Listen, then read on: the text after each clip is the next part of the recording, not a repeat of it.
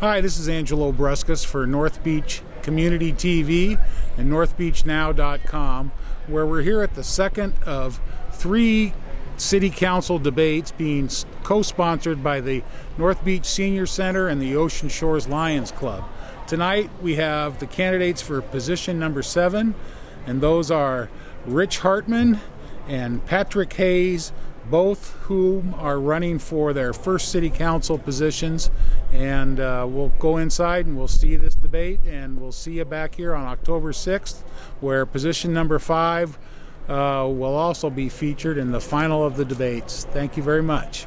So good evening, everyone, and welcome to tonight's debate. Patrick and Rich are running for Ocean Shores City Council position 7.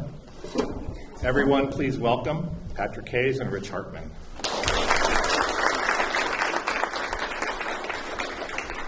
You can clap, Rich, just in case. Okay, thank you. I also want to thank Randy, Sarah, Stephen, who's not here, for helping set up tonight's event, and the public for submitting great and tough questions. Yes, and the committee for going through these tough questions and selecting them for the candidates. Yeah, you can applaud for that. All right. So, to the left, we have questionnaires, candidate questionnaire forms that everybody's welcome to fill out. They will be handed to the candidates after the debate is over, and they should answer them to you directly. We won't have time to ask those questions tonight. So the structure is as follows. Each candidate has been allotted 5 minutes opening and 5 minutes closing statement. Several questions have been chosen. Each candidate will have 3 minutes or longer, depending on my discretion, to answer the question, and a 2-minute rebuttal will follow if needed. I and I alone reserve the right to allow more time. Okay, now for the rules. I ask that there be no applause, no remarks, negative or positive, said during the event. Please keep it all to yourselves. Be respectful and to everyone in the room tonight. If anyone deviates from this request, you'll be asked to leave the event immediately. There are plainclothes security throughout the room. And if anybody can pick one out, I'll give them $20. You don't count. Again, please let's hear from these great candidates and what they have to say. Thank you, and please enjoy it tonight, and let's get started. So, you guys have 5 minutes opening. I will let you guys decide who wants to go first. I'll go first. There you go. Thank you. Good evening. My name is Rich Hartman, and I want to thank you for coming this evening. It's important to me everyone understand that I had to work very hard to get where I am today. My past doesn't define me, but it certainly is the foundation of who I am today. I was born in Redmond, Oregon, and before my first birthday, my parents divorced. I have 3 half-brothers on my mother's side. I have 3 half-siblings on my father's side. I don't remember meeting my biological father until I was 18, and he passed away 3 years later from lung cancer. I was raised by a single mother with 3 older brothers in Portland until she remarried when I was 13 years old. Being the youngest of 4 boys, I had to move with my mother and new stepfather to Danville, Illinois for my high school years. I moved back to Portland after high school and worked at Kmart while attending Portland Community College. I transferred to Oregon State University for my final 2 years, majoring in finance and minoring in industrial engineering. I left college before graduating and entered the automotive industry full-time.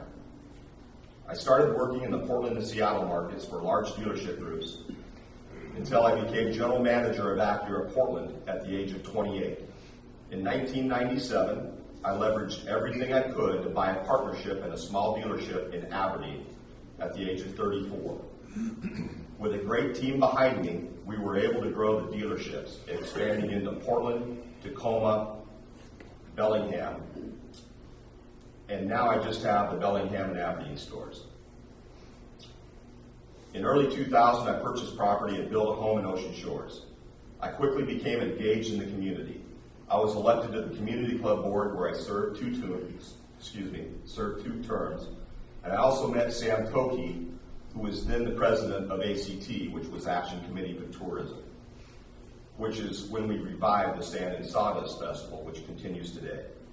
I've made friends and met people through the Chamber, the Elks, the Eagles, and of course, our famous city council meetings. Over the many years of running a business on the harbor, I've met and become friends with countless people and community leaders. I've had the privilege to serve on many different peer-elected boards, including the Washington State Auto Dealers, multiple advertising boards, the Attorney General Advisory Board, the Montesano School Board, and the Community Club Board, and I've been appointed to the Public Facilities District. Campaigning is difficult. Campaigning is complicated. I hired a professional company to guide me through the steps, yet I've still had public records requests on me and complaints to the PDC, all to no avail, but an interesting political tactic nonetheless. People of this community have put many fictitious things about me on Facebook, called me names, and questioned my integrity. But it humors me that those same people who are slinging the misinformation do it from behind a keyboard. They won't even talk to me face to face when we're in the same room. I guess it shows their true character. Going into this election process, I suspected this could happen, but I was willing to experience the personal pain because my passion to serve outweighs the public backlash that I receive from the vocal micro-minority. I've learned over the years to work with all different personalities, and there isn't a board that I have served on that wouldn't give me a great recommendation. I recently sold 40% of my business stock to the current general managers, affording me time to focus on a passion of mine, service, back to the community. My love for this city runs deep, and with more time on my hands, I have the time to serve. I see no better way to serve than on the city council. It's because of my interest in giving back more and serving that I'm in front of you today. I want to use all that I've been taught over the years to help make the citizens of Ocean Shores proud of me. I will work hard, I will cut through the nonsense, and work with the 6 other council members to start chipping away at all the issues we have to move this fantastic city forward. Thank you for the time. Thank you, Rich. Patrick? Before I start, my granddaughter's birthday is today, and if she's listening, happy birthday. She's 20 years old. Thank you. Happy birthday, granddaughter. Yes. Hey, Michelle. Anyway, good evening. I'm Patrick Hayes from running for Ocean Shores City Council, Position 7. For those who don't know me, allow me to give you a quick resume. I'm currently a software developer for the state of Washington. I have in previous jobs been the Director of Operations for a $200 million high-tech disk drive company with over 2,200 employees. My responsibilities included all of manufacturing, both here in the U.S. and our factory in Singapore. I was responsible for, along with our directors and managers, for manufacturing, planning, material handling, quality assurance, human resources, and inventory control, and of course, budgeting. It was my responsibility to create our multi-million-dollar budgets, that I would present them to the board of directors to have them approved. Once approved, it was my responsibility to produce the product within the constraints of the budget. The end result was to ship 250,000 hard disk drives on time and on budget. We never missed a deadline or went over budget. My partner and I eventually bought the assets from the previous company, and together we ran a hard disk drive repair company, dealing with budgets and employees. We were profitable every single month of operation, and I sold my interest in 1991. I worked for and consulted to the Walt Disney Company. I created IT budgets for the corporate users. I had to make presentations to the executive committee to get them approved. I always got budget approval. I've consulted to corporations such as Citibank, Microsoft, Norton, Hologram, Universal Studios, and the Southern California Gas Company.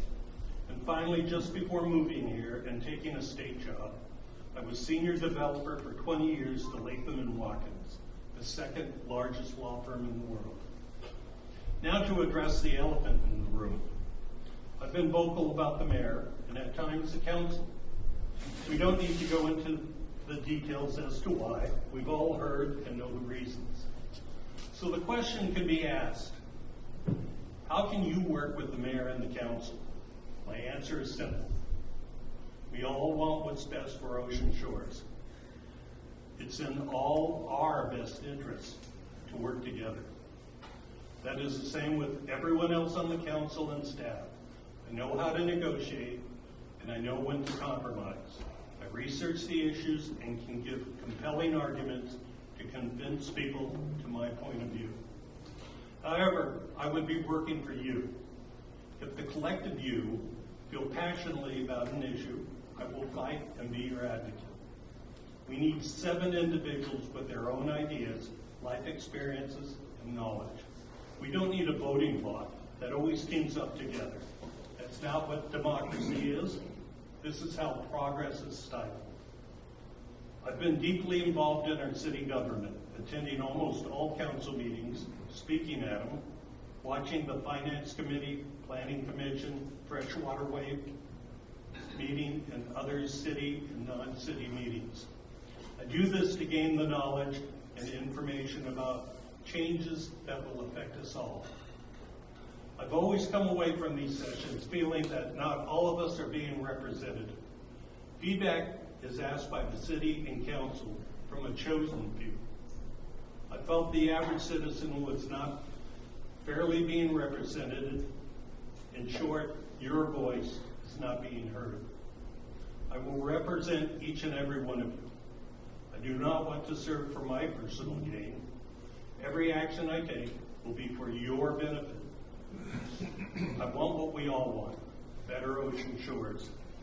Thank you for coming out and participating in our election process. Thank you, Patrick.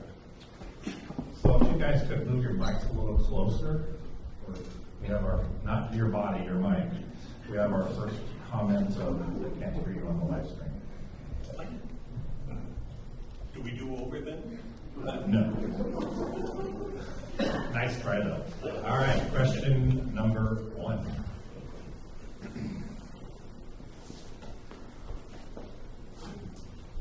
So, yeah, no buzzer. Patrick, I'm going to have you answer this first. So, transparency continues to be an issue for many citizens. How do you define it, and what will you do to improve the public's perception? Okay, it doesn't show up here, but okay, transparency is open and honest and accountable government. I'll tell you what's not open.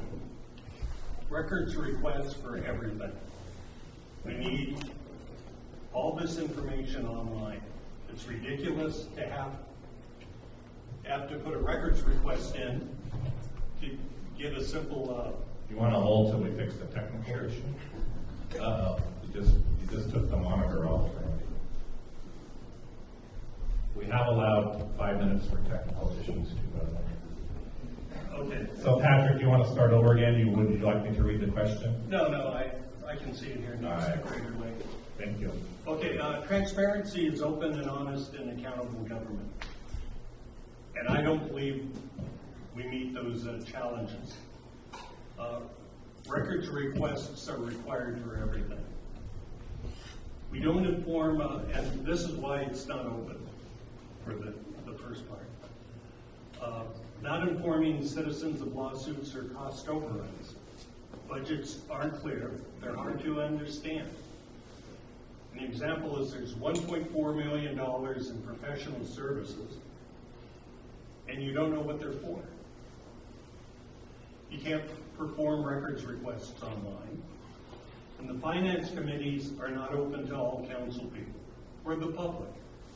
This is wasteful because when someone presents to the finance committee, they have to come and do it to the council.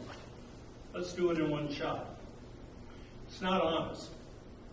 Council persons are voting for financial support when they are on the board or ahead of a program. Or council persons are voting for financial support when their relatives derive income from a requesting organization. We have executive sessions where there's voting. That's illegal. City administration that competes against its own citizens. For example, the movie theater, we outbid 2 other business people because we have the deeper pockets. It's not accountable. No one was disciplined for the $1.6 million overrun on the storage containment building. And no one was held accountable for the $1 million in judgments and legal fee in the Bathke case. No one's ever apologized. So I would change that. I'd put records requests immediately on online. There's software to do that. They can feed into our information systems, and we can save the money from the manpower. I'd make it more honest. I'd enforce our rules, and I wouldn't let council people vote for things that they have party to. And that's it. Thank you, Patrick. Richard? As I've said before, I don't disagree with much that Mr. Hayes says. I agree with everything he said. I also think about the council meetings and the way they go. I feel that this last few months they've done a better job at having more workshops. And I feel having the workshops in between council meetings really offers up a lot more opportunity for the public to come and see how the council members work with each other and see how they get to the decisions that are being made in the council meetings. So I would encourage us to have more workshops in the council. I appreciate the fact they brought back conversations with council. That's another way for more transparency. The citizens are able to interact directly with the individual council members and get questions answered and follow-up questions from the individual council members. The city website, Mr. Williams is famous for saying what a great resource it is, but I agree, Mr. Hayes has an incredible aptitude for anything to do with digital and computers. I'm less so, and our website isn't exactly intuitive for the more normal computer-educated person. So to continue to invest money into our website to make it more intuitive for the normal person, I think is imperative. And those are my main thoughts. Great, thank you. Rebuttal? Well, they agreed with me, so. Oh, there you go. And I agreed with it. Except we do need a central location for city information. And it makes sense that it'd be the city website, but it's not that good of a website. It needs to be rebuilt. Okay. Sorry. Anything you want to add, Rich? I agree. The city website could use some funds to help it be more intuitive and easier for all of us to follow. You can get there, but it's a trip. Great.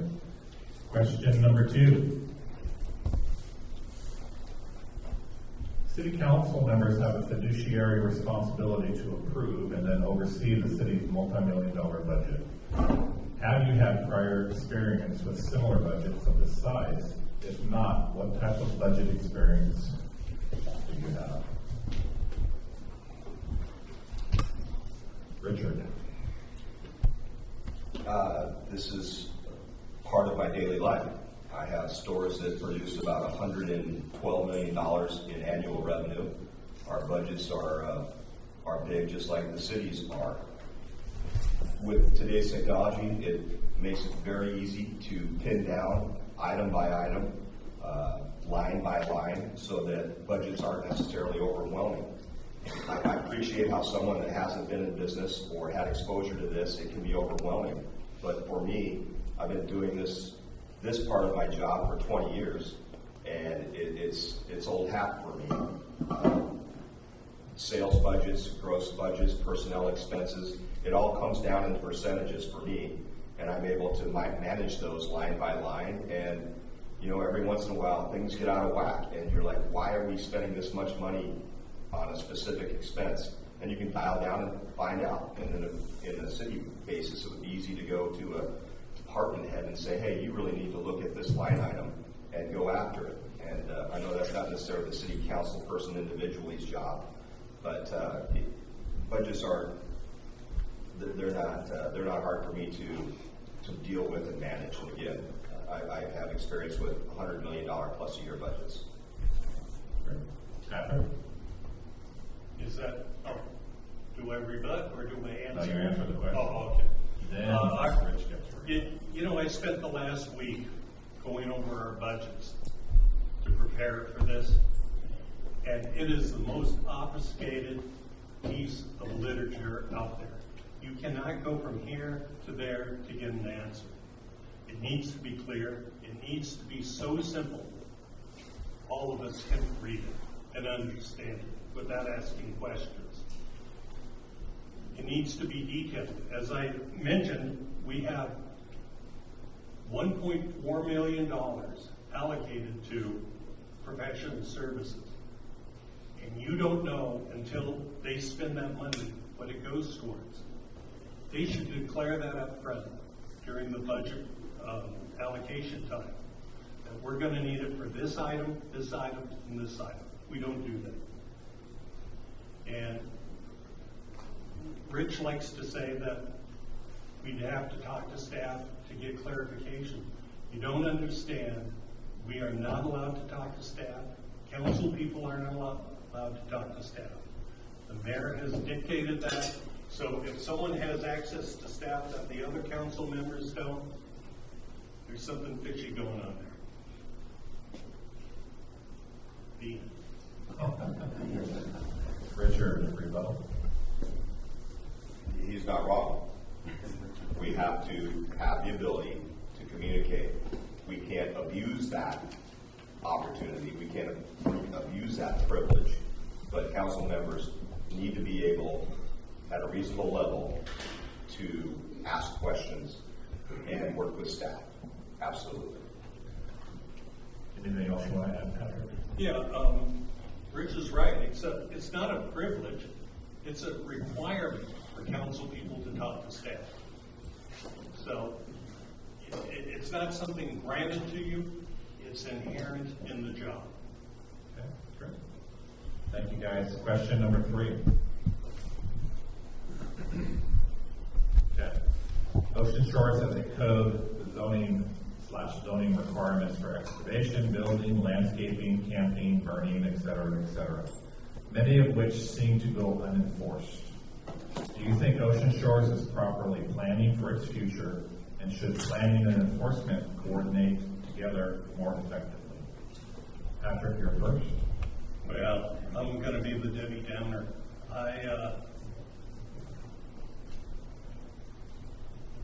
I don't think it's planning properly. I think their planning is how much money can we get today? And that's the extent of planning. And yes, code enforcement and planning should be working hand in hand. They should be joined together, like conjoined twins. I don't think we're enforcing our permits. We're allowing the developers to clear cut. We don't enforce it. We waive fines. It's a mess, and it needs to be looked at again. All right, Richard. Didn't have time to write down all my answers yet. I'm on the planning commission. We started at the beginning of 21 going over ordinances, especially regarding lot clearing. We have reasonable ordinances right this second. I'm not going to say they're perfect. There's some things that I would add to them, but I'm one person and I'm not even in a decision-making role at this point. I apologize, we had a city planner that literally did not enforce the lot clearing rules.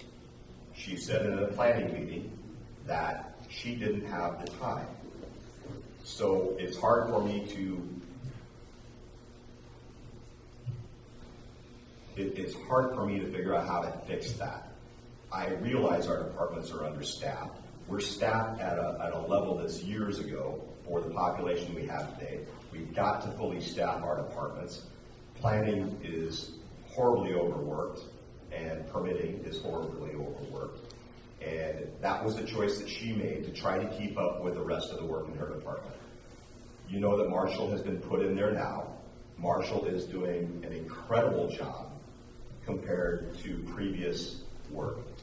He has red tagged more lots this year, or even in the last few months, that have been done in years.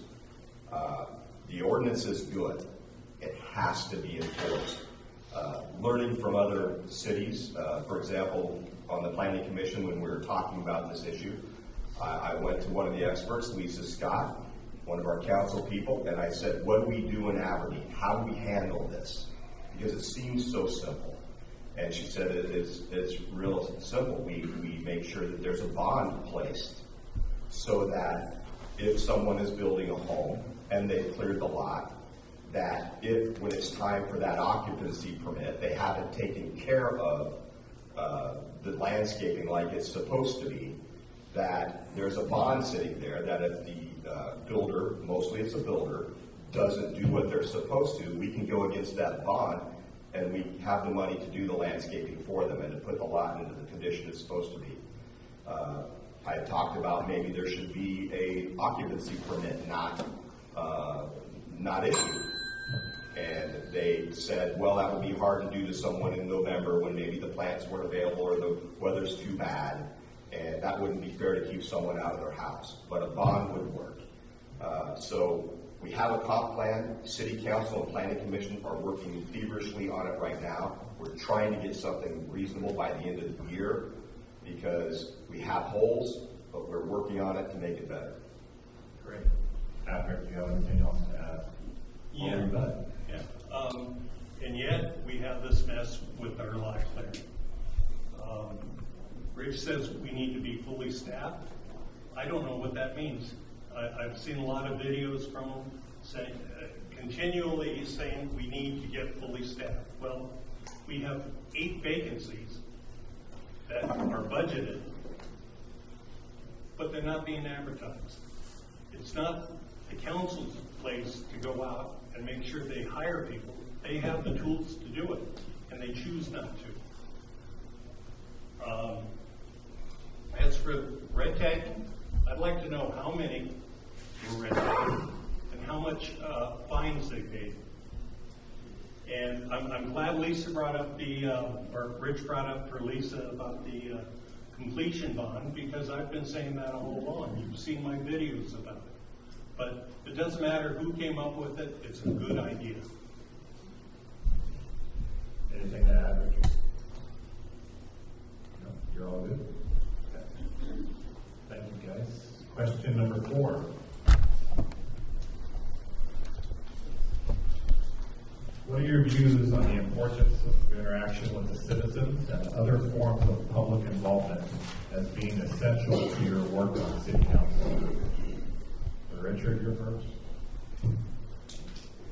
I have learned a lot since May when I filed for office. And being out in public, meeting people daily,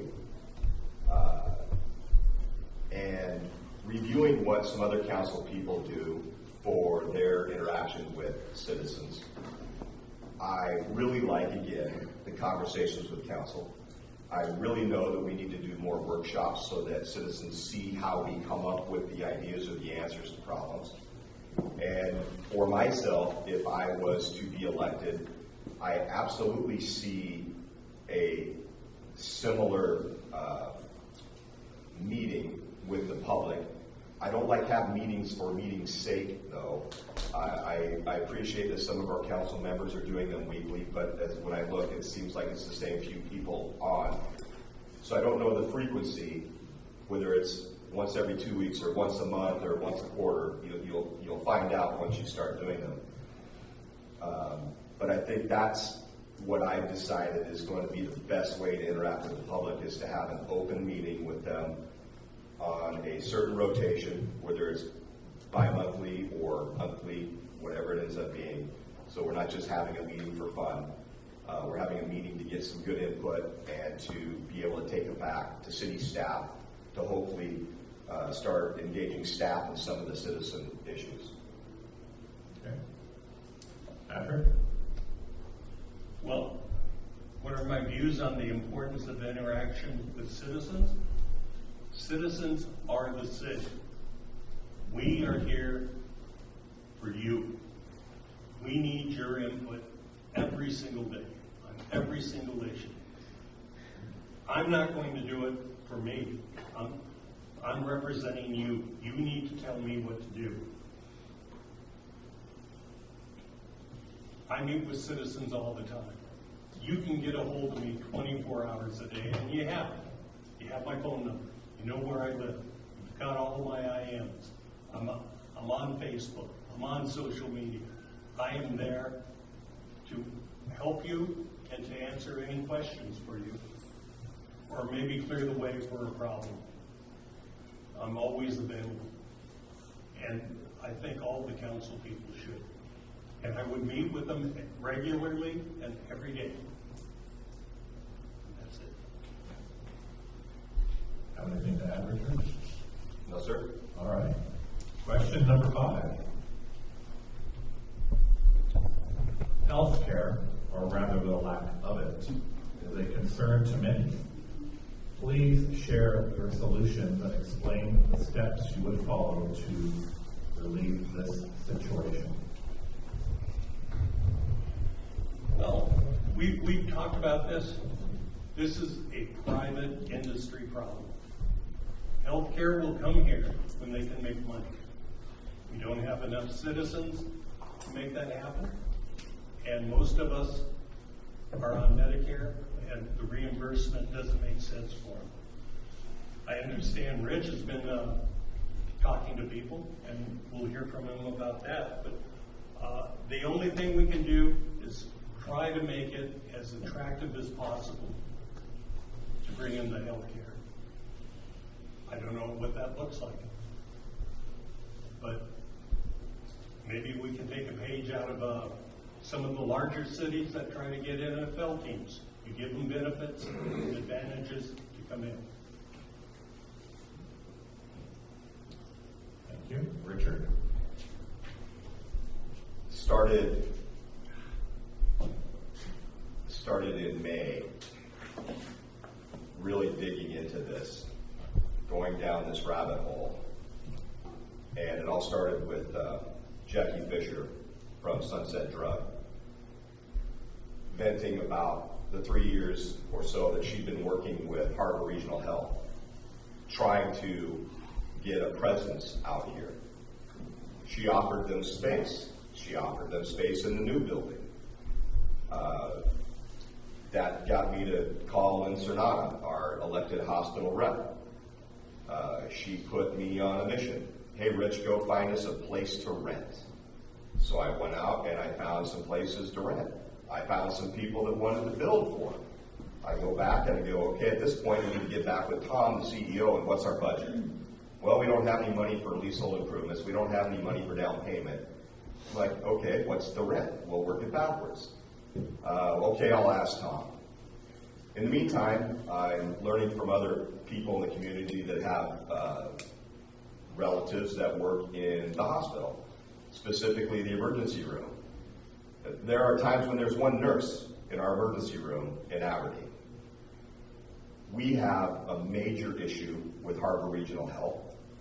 I'm sorry Lynn isn't here tonight to help us through some of the steps, but I don't see them paying attention to us because they don't even have their own emergency room figured out.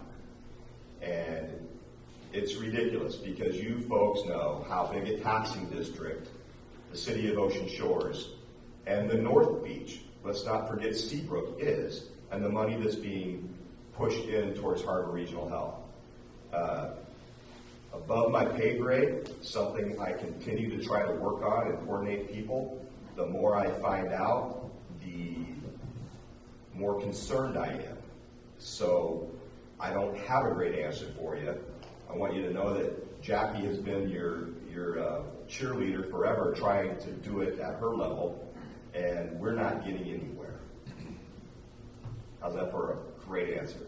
That's a great answer. Patrick, you Well, wanted to say you know, something? all respect to Rich, that was a really long speech to say the same thing I did.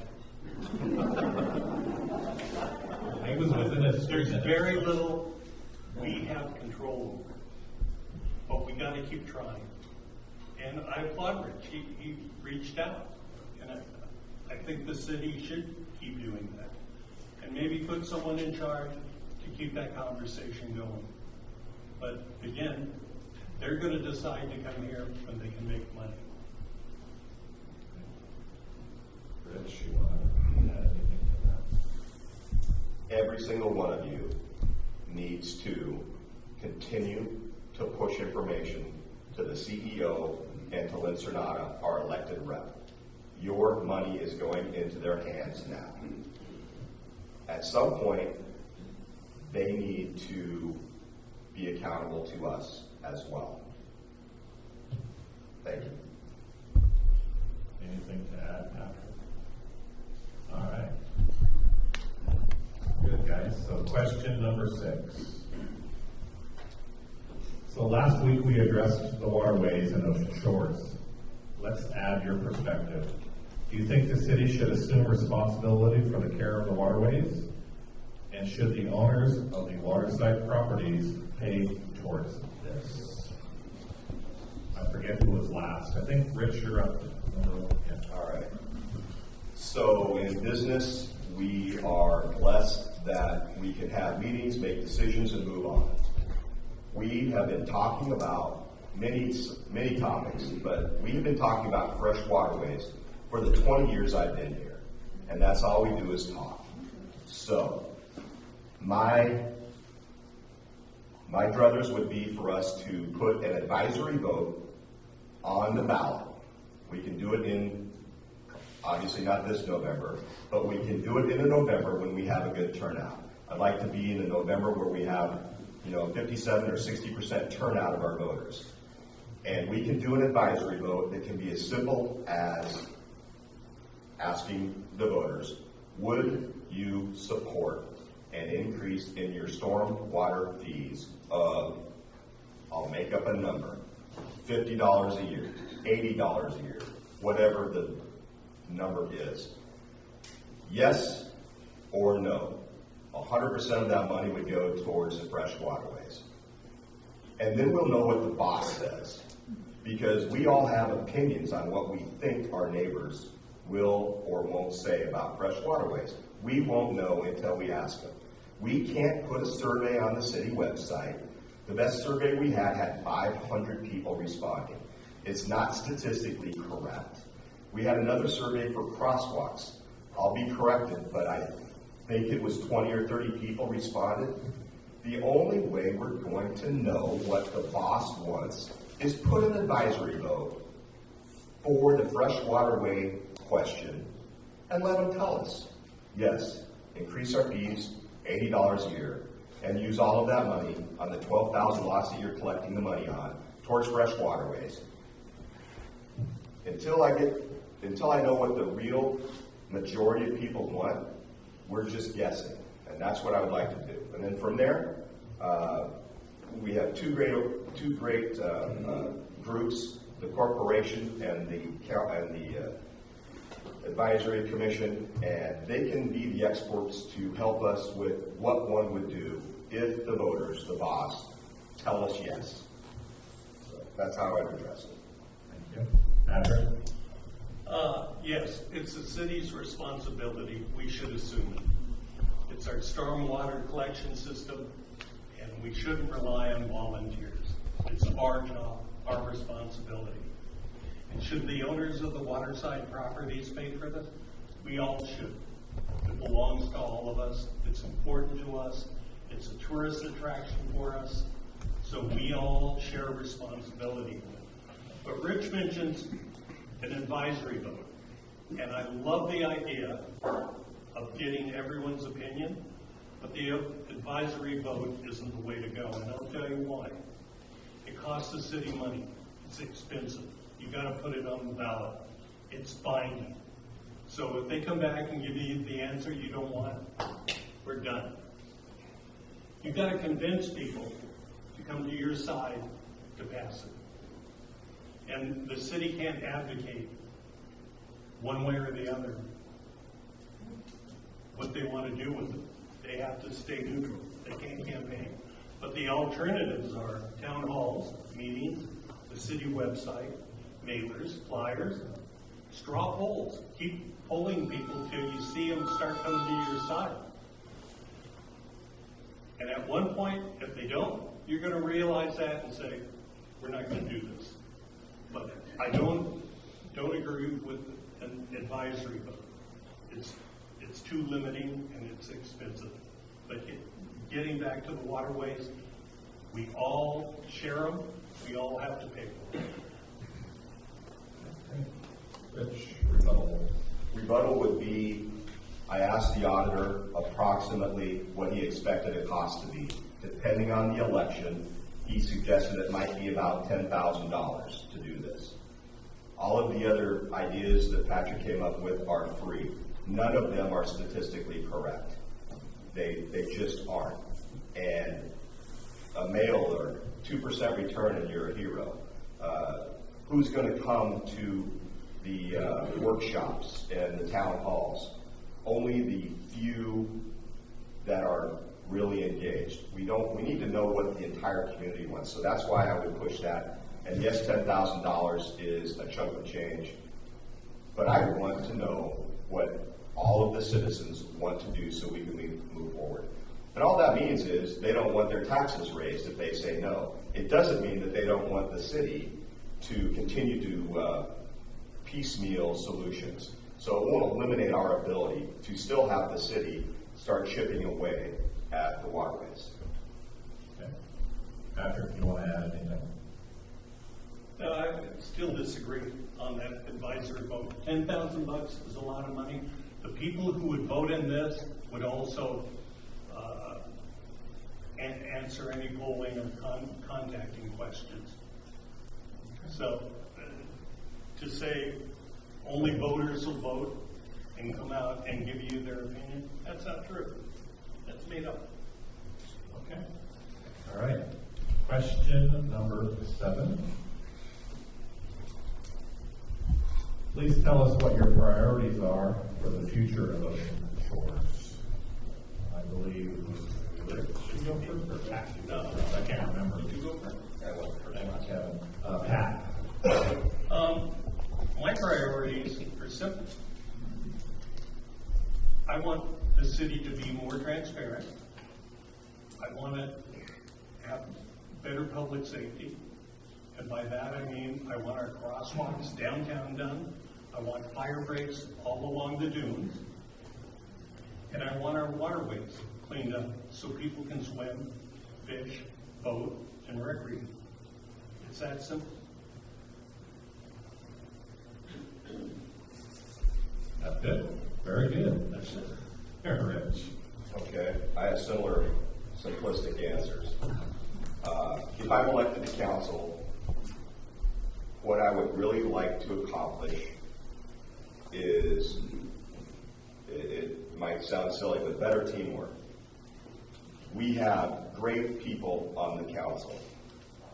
We have people with great ideas, and each one of them have different skill sets. I don't feel, and I'm on the outside, so I can't be, my answer may not be right, but I feel that there isn't as good a communication with each of them together as there should be. I feel they don't talk to each other enough and interact enough and have enough workshops together. So my number one priority would be doing my best to help make that an even more important part of the council, that we work together closer. So we've got to have 7 of us all on the same page. Doesn't mean we all agree with every single question that comes up, but we've got to be respectful of each other, realize each of our strengths, and put those people with the certain strengths to work to help the rest of us. We have skirted around the issue. Patrick's been very nice about it.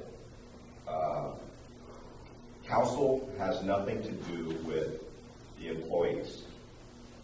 And we need full employment.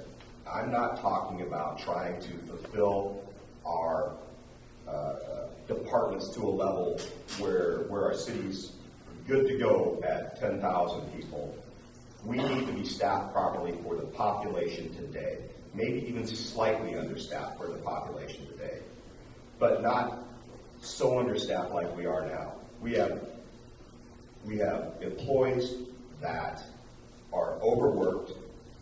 They're not physically capable of getting answers back to the customers out here, the citizens and the builders and all the other people that interact with our city. And we have to help the best we can to encourage this mayor or the next mayor to get us to a reasonable staffing level so our city's business can take place better. And then the final thing, I'll say it again, I want an advisory vote, and I want us to get this fresh waterways issue addressed, and I want to have a plan and move forward. Oh, well, I gotta ask, what's full employment? Is it the 8 people, or are there magical ones? I wish that I could tell you that I had all the information to know how many planning needed, or permits needed, or police needed, or fire people needed. I am not on the inside. I don't have those answers. If I was going to sling out some numbers from absolutely no knowledge, I'd say we need 5 or 6 more fire people. I would say we need 3 or 4 more police officers. I would guess we need a couple, 3 more in planning and permitting. I don't know the answer. I am not being given enough information to make those decisions yet. All right, guys. So that is the final question. We are way ahead of schedule here. So, if I may go off script, possibly we can take a couple of questions from the audience. If you guys are in agreement, would we like to do that? Oh, look at that. Are you guys okay with that? You're the boss. No, I'm not. My wife's the boss, but she's not here tonight. So, are you guys okay with that? 2 questions only. All right. I see 3 hands. Well, we might have time for 3. So, you, and you. Number 1. Shannon, come on up. But these questions they need to be respectful. I know you will. And please say your name And who you are and all that kind of good stuff. Shannon Rubin, General Manager of the Canterbury Inn. I believe both of you know that I've been very vocal that I don't believe the bid that was done or the fire break that was done really well. And I'd like to know, if you were on council, what you would do to move along a maintenance plan and how you could ethically feel that we could be going after grants or trying to do additional work when we have clearly stated we have no plan for the work we've done. And on top of that question, I'd also like to know what your stance is on the safety conditions it has left in case, a fireman comes out and impedes themselves on a stump because it's dangerous out there. Thank you. All right. Who's first? Yeah. Richard, did you get the question? Yes. All Yeah. guys in front of you. I've been to Hotel Row, and Okay. there are more issues than just the one she's talking about. To me, it first starts with communication. When I went over there, and she's very passionate about the way it looks, and it is ugly. There's no question about that. There's no question that there are potential dangers if people go in there. People are people. They trip, they fall, they do things, and there are dangers in there. As far as what they did, it looks exactly like I kind of expected it to be if they went in there with a big machine and they hacked all the vegetation down. What they didn't do was one next step, which is probably bulldozing it and skimming it and getting it down to the sand level. Because if we had done that, I don't think that the hotel rows would be as upset as they are. So I would say anything that we do in regards to fire breaks, we should go all the way and skim the rest of the vegetation or the roots off so that it's sand at that point. I also really believe that we don't want taxes to go up for citizens. So we have tourism as a way to make up some of the tax burden. We are losing our views in our hotels, and we have to address that. And part of that is more maintenance of those scrub, brush and trees in front of the hotels. We have lost the views from the second floors. Shannon's educated me that the second floors are now the least expensive hotel rooms because there's no view. So first floor, you have animals, there's a reason you want to be there. Third floor, you want a view. Those third floor rooms are starting to lose their view. When I lived on North Ocean Shores Boulevard at Windsong, I had a view from the second story. It's gone. So at some point, Ocean Shores needs to wake up, and if they want these hotels healthy, we've got to address the height. So not only the fire rate that needs to be cleaned up, but we also need to address the height of these, the scrub in front of the hotels. And as far as what would I do on city council, boy, that's a great question. Pick at the mayor and the department head. As he said, my ability to communicate with Mr. Byrd is probably 0 to none. So I would have to constantly beg the then current mayor at this point to try to resolve those issues that she brought up. Patrick, do you remember what the question was? Let me pull it up. Okay. I went over and I saw the work done at the Canterbury, and there was a spec, a specification, and we hired a third party to come out and do the work. And it was crap. It did not do what was in the spec. So what did we do? We changed the spec. We reduced what they had to do. Instead of 9-inch twigs that were allowed, we had 9-foot branches. I'm with Shannon. I was shocked and disappointed that this kind of shoddy work was done and yet allowed by the city. I agree. We need to bulldoze it down because it's a fire break. And I did some checking today, and we do have the authority to do it if the mayor declares an emergency. We can go out and clear it without permits. And we need to do that. And not just Hotel Row. We need to do it behind the homes. Because if the homes go and the hotels go, we have no revenue. The homes pay taxes, the revenue the hotels generate come into our coffers. So we need to address this. Now, and this probably won't please Shannon, if we're just going to go down and cut it so they have the view, not our job. It's their job. We as citizens shouldn't pay to have the brush cleared down to the second floor so they have the view. That's not what our money's for. But if we're going to bulldoze it and make a fire break, we pay for it.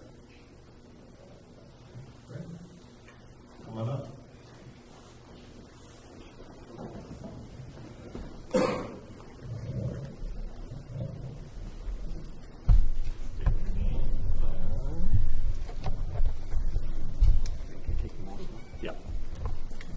Bob Rhodes, 144 Dolphin.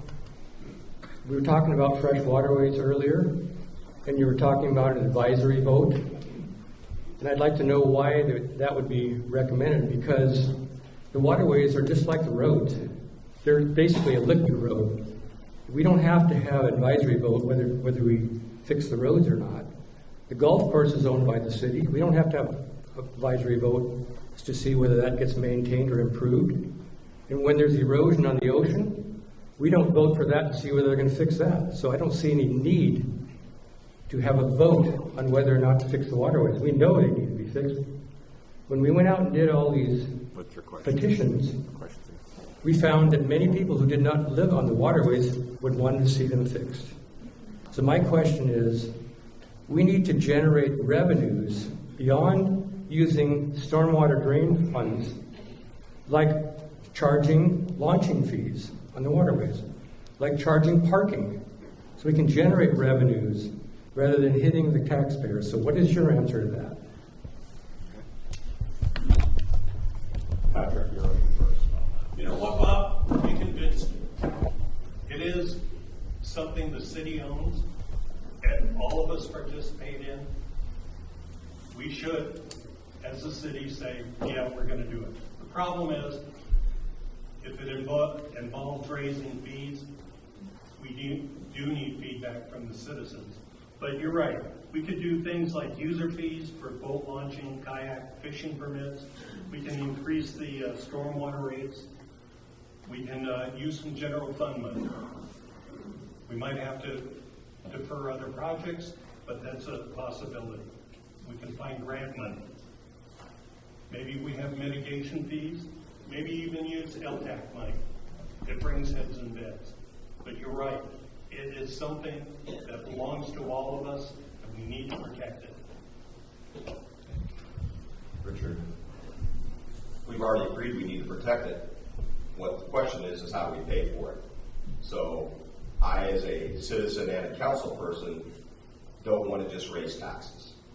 I want the boss to tell me. I think an advisory vote is the best way to do that. Yes, you can have launch fees. Yes, you can have parking fees. I think in all seriousness, you know that that's not going to generate much revenue. Your plan, I would guess, if you laid it out to me today, it would be hundreds of thousands of dollars that you would want to put in the fresh waterways, probably millions, but when you add up all the years together. So this isn't something that's ever going to be done out of the general fund, and anything more than what you've been given, which is a pittance of, I'll just say, way under $100,000, and that doesn't do anything, and it doesn't get you city help. We've got to stop talking about this and make a decision. I'm not brave enough to come in on council and just raise your taxes the next day.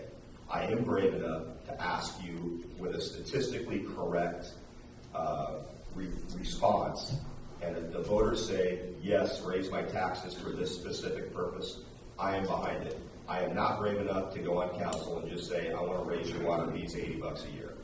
So that's why I would want an advisory vote, because town halls, again, the turnout is poor. We've been to them. We know we have 6,200 voters, and you have less than 100 that come to these. Those aren't even close to being representative of our voters. So I want to get it done, and I just want to have the answer, and I want to know what the people want to do. Okay. That help you? All right. Wait, do I have a rebuttal? Well, okay, sure. No, that's fine. But You can add more perspective to it if you'd like. Yes, we're ahead of schedule. So. Well, you know, Rich keeps saying that the advisory vote is going to bring out these mythical unicorns that come vote. They're going to come to the town halls.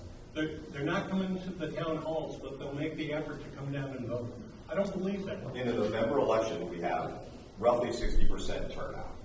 In a city hall format, we have 60% of, we have 3,600 people that attend a meeting. Come on, you guys. We want the same thing. I just want to get a statistically reasonable answer from the people that write the checks. An election is different than a town hall. Well, I love the statement, many people say. Anytime someone's trying to make a point, they go, well, everyone says. Many people say, well, give me a name. Well, now I don't have a name. I just want the facts. And I know that our voters will turn out. We have very high voter turnout in this city. We're lucky. Wait a minute. Who said many people say? Didn't I say that? Many people have said. Next question, guys. No, I do have boxes. No. Did I say my name on the site? Or did Bob? Bob. Oh, Bob, you got a name? Yeah. And I'm one of them. Yeah, good enough, good enough. Thank you, guys. But that's not 60 feet. Next question. Are you guys ready? Yeah. All right. Hi, I'm Mike Avolio, retired resident here in Ocean Shores. Are you a retired resident? I'm retired and I'm a resident of Ocean Shores. Read between the lines. Go ahead. Okay, so I'm outspoken. A lot of people who know me know that I am. I care about the issues I stand for. And there's a lot of them.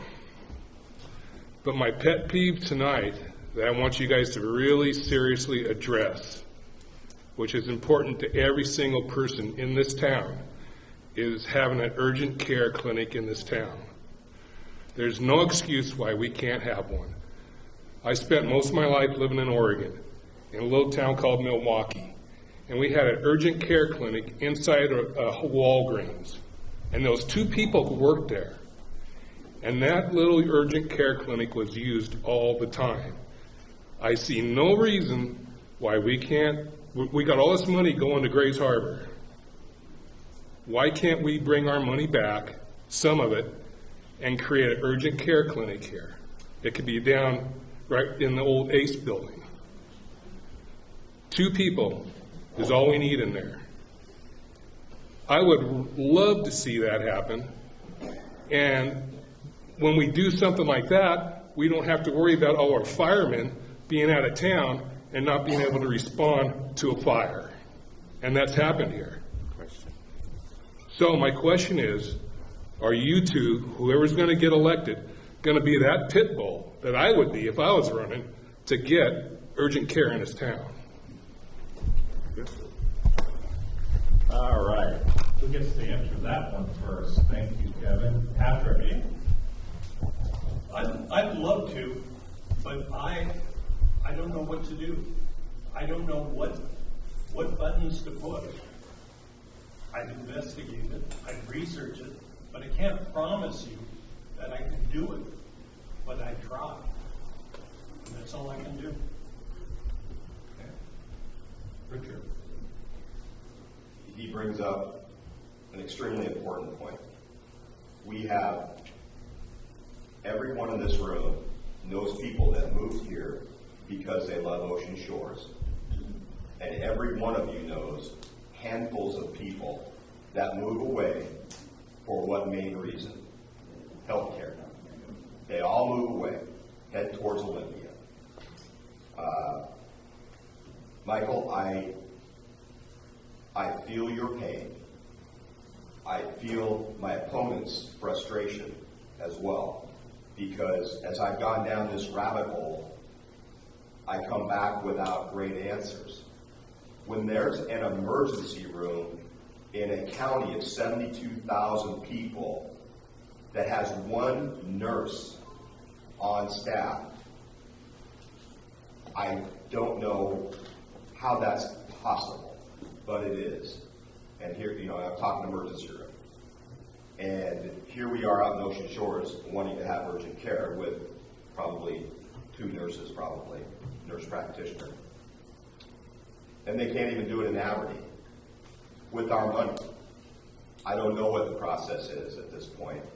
And all I can continue to say is, and I hope that you have done it because you are a pit bull, have you been able to work with Lynn and continue to give her support so that she can work with the hospital board and try to find some solutions?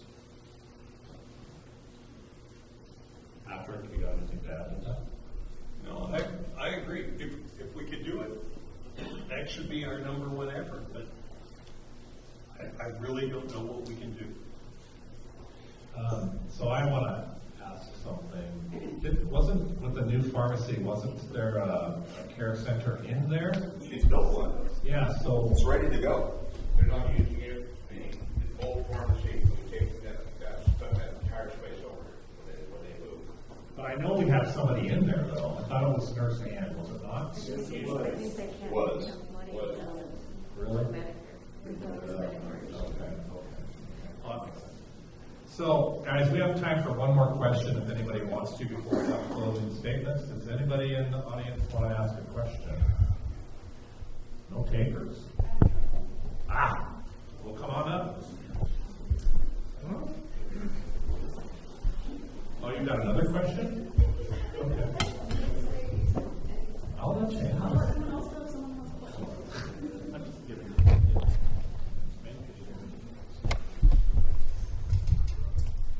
At the last city council meeting, there was a vote for the LTAC board.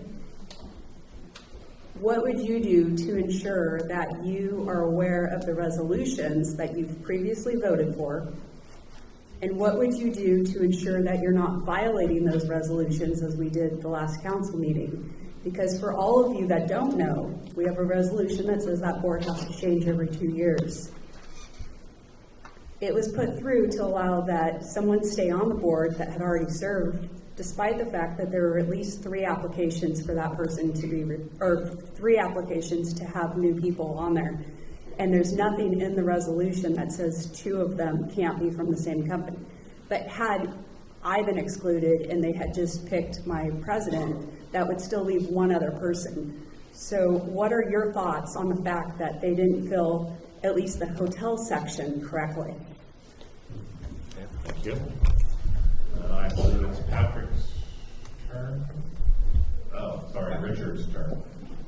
Thank you, Kevin.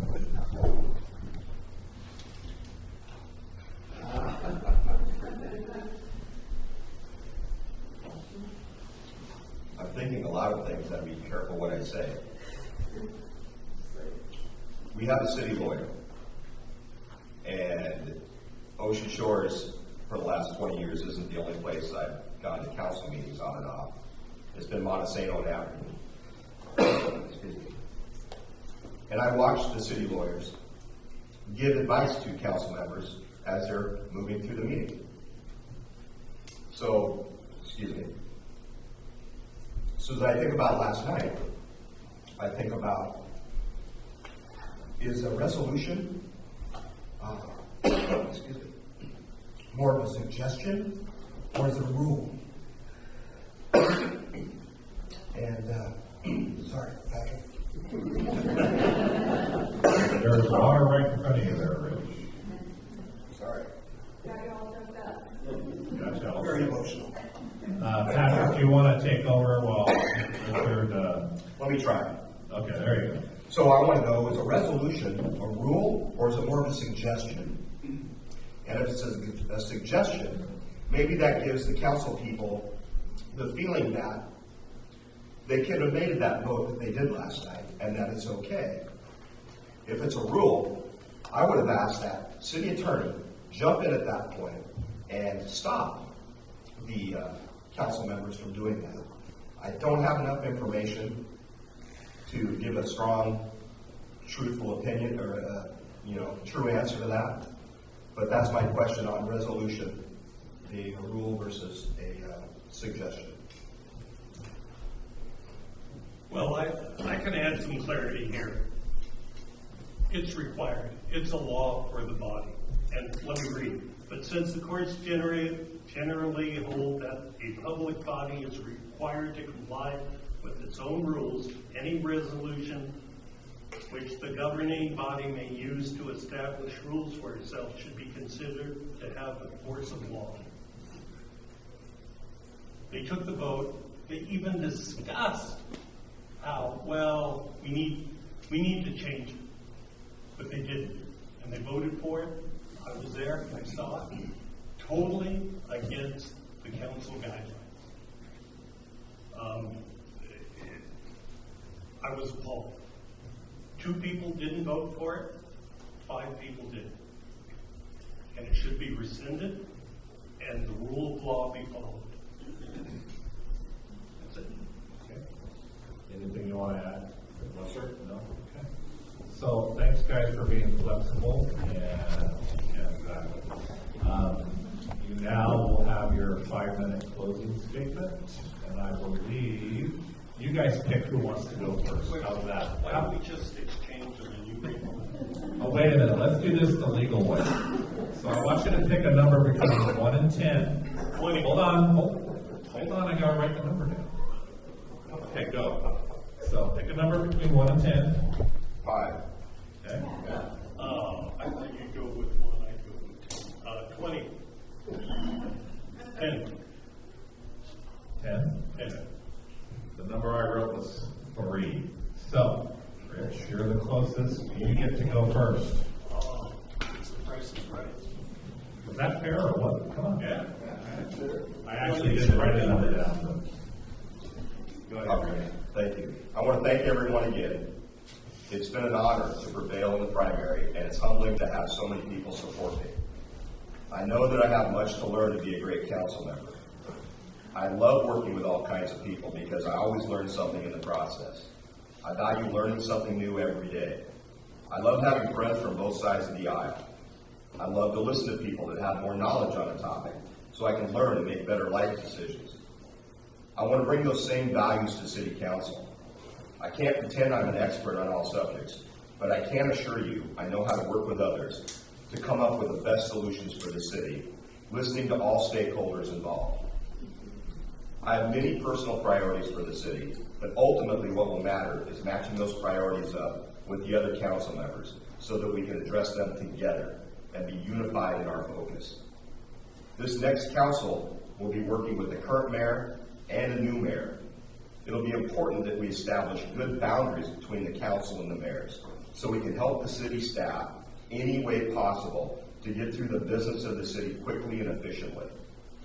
We have a strong city administrator and great department heads. We must let them and expect them to run the city and their departments well, and we must support them and offer any assistance necessary. We must be accountable to the citizens and listen to their concerns. As a council person, I know we can't fix everything, but we can be a conduit from the citizens to the city staff to help the city prosper. My style is collaborative, not combative. I've been dealing with the public, employees, and labor unions for 35 years. I have the experience to help any mayor or city council with any personnel issues that it would be appropriate for me as a council member to be involved in. You might be surprised Mr. Hayes and I don't seem to have disagreement on much city policy or directions that the city should focus on over the next 50 years. Where we differ is our approach to solutions. I've learned it does no good to burn bridges. We have to build bridges. I've learned that it's important to be able to reach out to everyone and be able to work through the issues sanely, item by item. If they won't take my call or talk to me because they hate me, I'm not going to be a very good council member. I pride myself in having a phone full of contacts that I can reach out to for advice and information, or if nothing else, for them to lend an ear. It's helped me in my professional life and should serve me well in public life if you choose to elect me. In closing, my vision for the city is to have the residents excited about living here. I want them to feel that they're in a high school pep rally when they're traveling around the state. I want them to be proud they're from Ocean Shores. Just like people from Leavenworth or the San Juans or Cannon Beach, I want the people they meet to say, oh my gosh, we love Ocean Shores and we want to visit soon. And I want the residents to be excited and enthusiastic and happy to live here. I love this town, and it would be one of my proudest moments of my life to represent my friends and neighbors on the Ocean Shore City Council. I'm Rich Hartman, and I hope I've earned your vote. Thank you, Rich. Adam. I believe government is established to provide the needed services for its citizens. Said government should be open, honest, and completely transparent. It should be held to a higher standard when dealing with citizens, employees, and vendors. In addition to transparency, government's first duties, above all else, is to provide for public safety and to build and maintain infrastructure while being mindful of the costs. And I believe in these three pillars. My top 3 priorities, if elected for Ocean Shores, is to concentrate on transparency, public safety, and infrastructure. Transparency. Far too long, the city's dealings have been very opaque, from project cost overruns to less than ethical dealings with some of our events. Our budgeting process and explanation is, in my opinion, purposely obfuscated, making it difficult, if not impossible, for the average citizen to understand. Every question to the city almost always requires a public records request. This is wasteful not only because of the cost, but because of the manpower. We need the major sources of information published for all to search. Emails, accident reports, permit information, etc. all need to be available online. When record requests are answered, the complete package should be posted so others don't have to ask the same question and have staff research it again. There's software available to make our public records public. Public safety. We need to build the crosswalks downtown to protect our citizens, visitors, and tourists. I support funding these projects only when we have a reasonable cost for them. Crosswalks are not high technology. They shouldn't cost $250,000 each. We as a city need to build fire breaks along the dunes to protect our businesses and citizens' homes. We need to make this a priority. Hotels provide revenue to the city. Homeowners pay property taxes. If they were to burn down, we would have a dramatic decrease to recover from and to operate our city. We need more walking paths away from the traffic, not just downtown, but at first on the more highly traveled streets. I don't want to see another wheelchair being pushed down the street because they had no place to travel. I don't want any more of my neighbors to be injured again because a driver has hit them. Infrastructure. We want our roads maintained. We want our water and sewer to be there each and every time we use them. This requires careful planning and proactive maintenance. It's cheaper to maintain them than to replace them. We want our fresh waterways maintained. We will need new studies that our state and federal agencies will approve. After the studies, getting grant money will be required.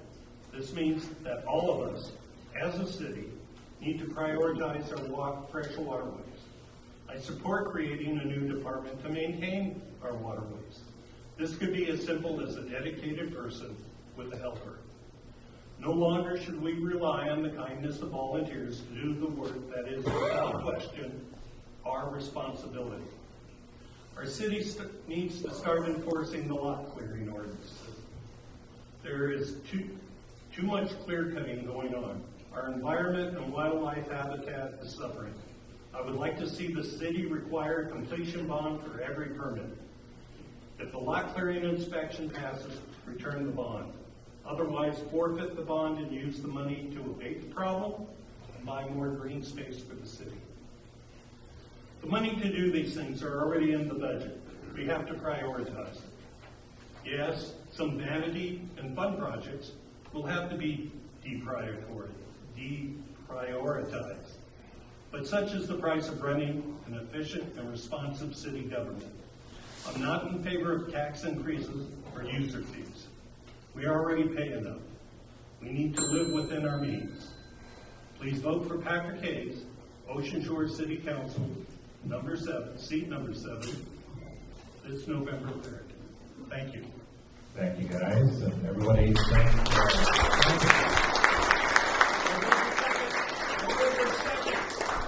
Not the 3rd. Come the day before. We knew that. Thank you. Thanks, everybody, for coming.